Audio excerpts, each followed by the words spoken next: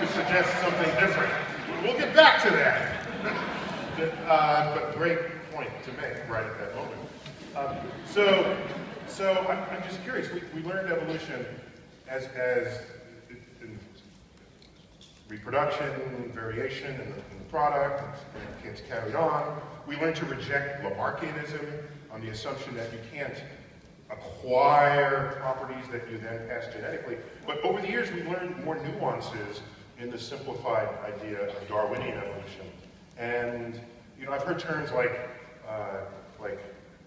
epigenetics, and there are these terms that involve the modification of the genome after it's already been established that you perhaps could then pass on. How much of it, what is going on with Darwin now?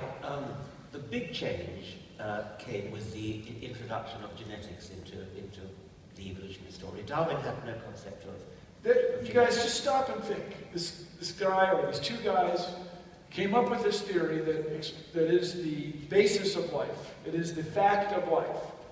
And they didn't know what DNA was. They had no idea. Wallace and Darwin, I mean, maybe they had an idea, but they did not have X-ray evidence. It's really an extraordinary Darwin's ideas of genetics were actually completely wrong. But what he did have, what he did have was that there's something that is passed on from generation to generation. That's all. With variation. With variation. That's all he needed. Then Mendel came along at roughly the same time, but Darwin didn't know about it, and showed that genetics was digital. Again, one wouldn't have called it digital in those days, but you either get a gene or you don't get a gene. Genes don't blend, they don't mix. Every one of your genes came from one of your parents, from one of your 4 grandparents, from one of your 8 great-grandparents, etc. They don't blend, they don't mix, they just pass unchanged through the generations. All that changes is the frequencies of them. Some of them survive, some of them don't survive. And that was the great insight of the 1930s, the neo-Darwinian synthesis of the 1930s.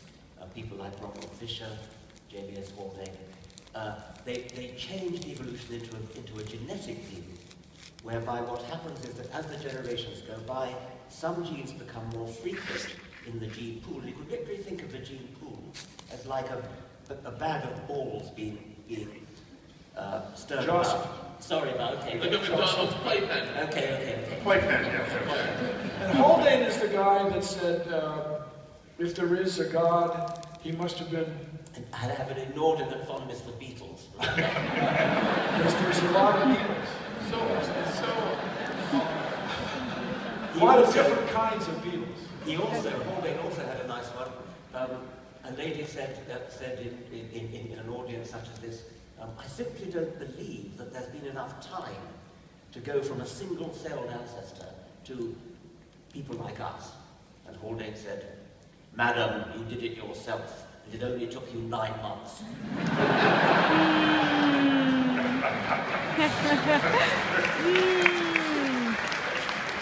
Plus a few minutes.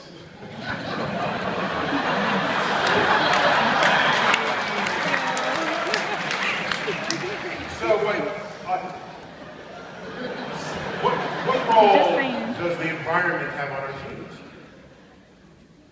The environment, the main role the environment has is in providing the selection pressure on which genes survive and which don't. Environments... So it doesn't alter the genes that we would pass on? The genes that we pass on are altered by the environment in the selective sense. If you're asking, does the environment cause mutation? Does the environment cause genes to change? That's clear. Yeah, well, it does, but not in a very biologically interesting way. Things like cosmic rays cause genes to change. That's pretty interesting. Yeah. Just astrophysical cosmic rays. Are you saying the Fantastic Four is possible? But half of them were... Richard, let me just add, correct me, but the thing is, species make more copies of themselves than can survive in an environment. And that's what leads to trouble. This was the big point Darwin made, that there's overproduction, and therefore there's competition.